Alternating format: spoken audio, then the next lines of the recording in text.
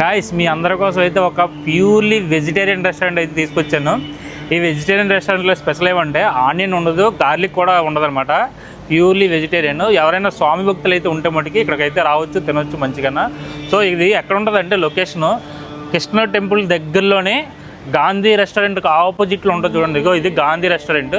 ఆపోజిట్లో Shri Lakshmi cafe no garlic no onion restaurant అనమాట. So చూడొచ్చు ఇక్కడ పైకి అయితే వెళ్ళిపోతాం కదా, చూపిద్దాం. లోపలికి అయితే వెళ్ళిపోతాం గాయస్. ఇప్పుడు